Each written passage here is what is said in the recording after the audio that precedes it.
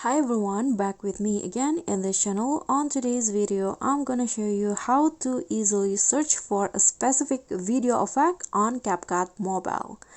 So if you guys didn't know, there is a new feature on CapCut where you can easily find a certain a specific video effect. So if you have some difficulties in searching for a specific effect, you can use this feature. So you need to go to effect, for example video effect.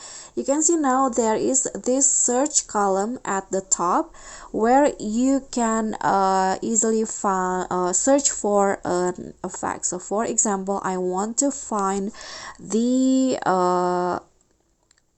glitch effect. So just type in the keyword, then click on the enter or search, and after that CapCut will show you some effects related to the keyword.